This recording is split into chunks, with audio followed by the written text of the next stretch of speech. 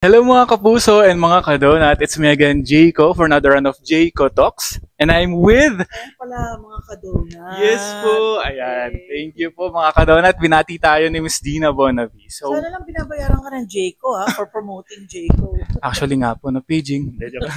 Ayun po. So, we have Giselle of Abot Kami na Pangarap. Miss Dina Bonavi, grabe, I'm a fan po. I watch your movies way back. Yung 14, Gumapang Ka sa Lusak, which is nagkaroon din ng sinenovela dito played by Janeline Mercado. So, congratulations first of all po no, sa serye nyo na Abot Kami na Pangarap. Ano po yung pinaka-nami-miss nyo dahil nga magtatapos na po ito? Well, actually ang atmosphere sa set, dahil alam na namin patapos na yung show,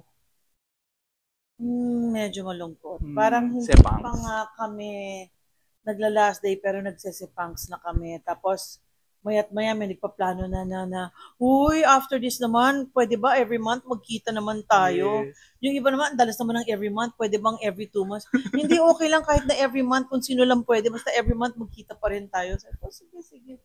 Yun po kasi parang naging pamilya na rin po kayo sa serye. Tsaka 2 years. Ako nga, I joined Parang March 2023, last year. Yes. Dapat Maka 1 guest year lang na rin ako. po. Yes, actually po. Guest lang ako dapat, pero naibigan ako ng mga tao. Oh. So, hindi na nila ako tinanggal. Naging mainstay ako.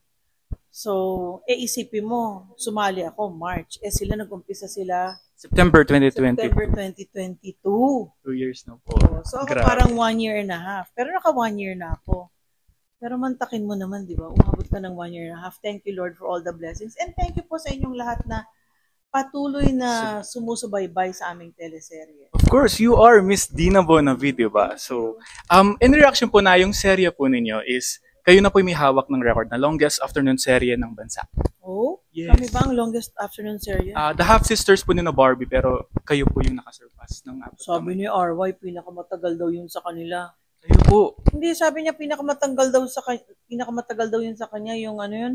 Half Sisters? No, yung sa kanila Jody. Please be careful. Kasi po yung daytime po yun eh. So Yung iba sa inyo pa. afternoon. So sa afternoon category, ayan Yeah. malinaw ha, afternoon category kami yun. Tama. So sila. Ayun, di ba? Working with Jillian Ward po, how was it? Okay naman. Nung una, medyo nakukulitan ako sa kanya kasi syempre bata. Parang pag halimbawa nagre-rehearse kami, sayo sila ng sayo ni Eunice, yung nurse na si Eunice Lagusan. Sabi ko, stop playing. Kasi sabi ko, ang haba-haba ng linya sayaw pa more. Tapos parang natarayan sila sa akin. Kasi parang, ano ba naman to, kakapasok lang, guest pinapagalitan pa kami.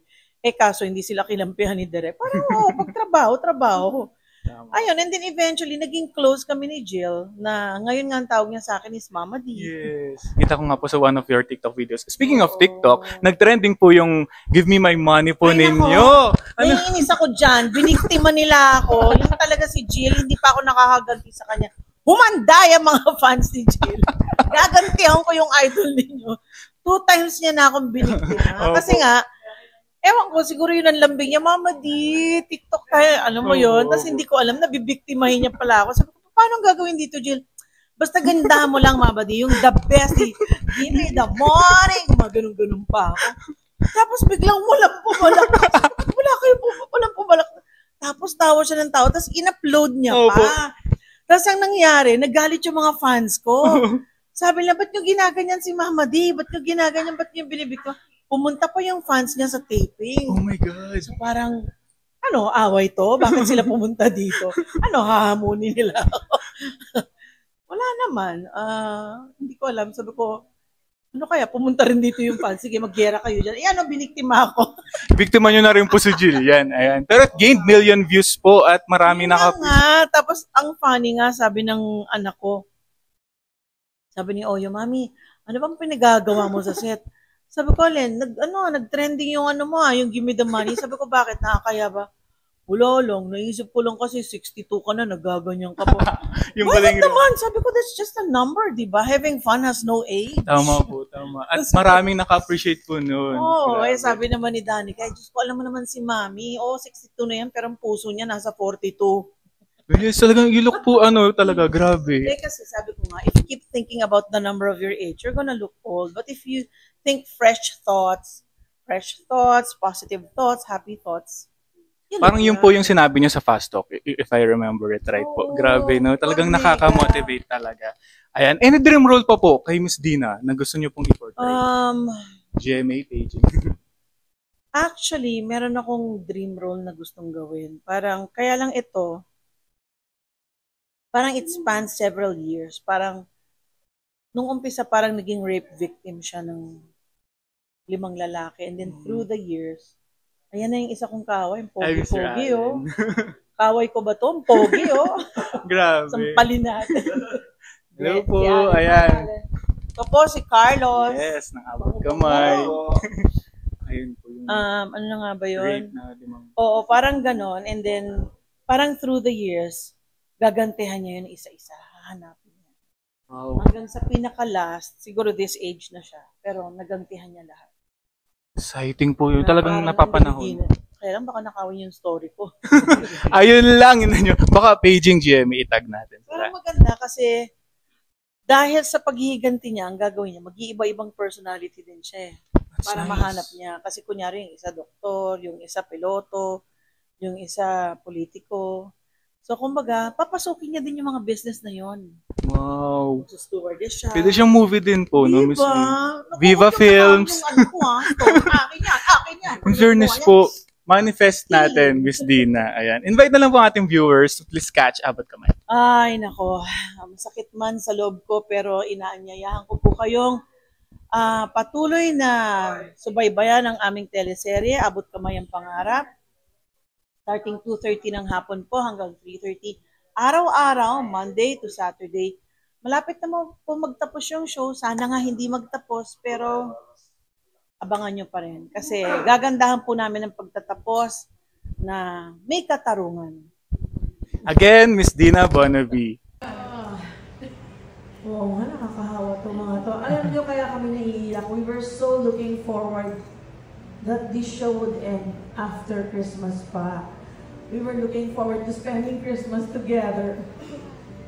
Pero, all things must come to an end. So, we just want to say thank you.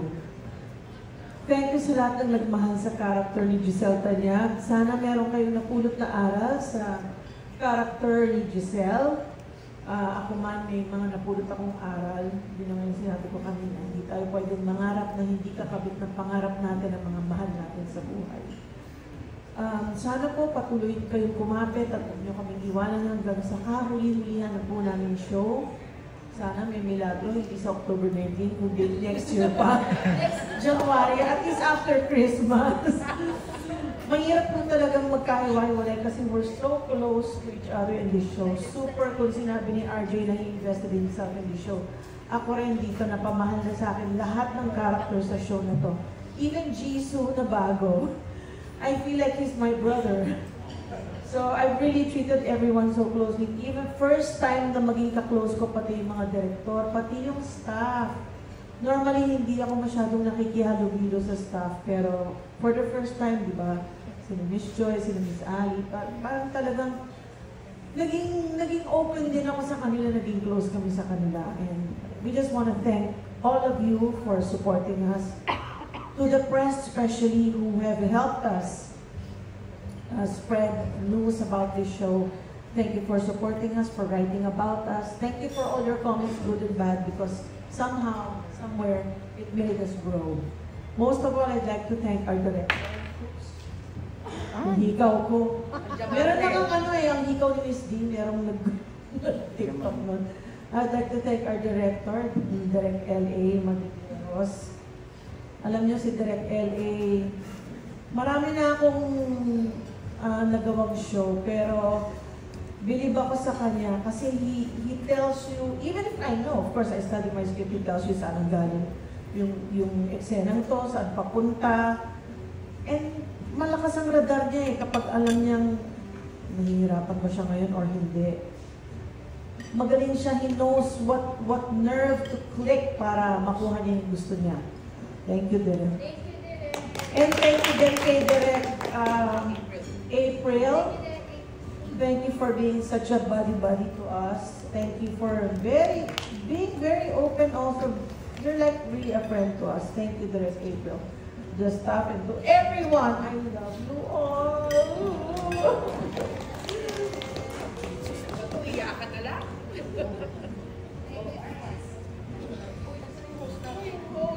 Bye.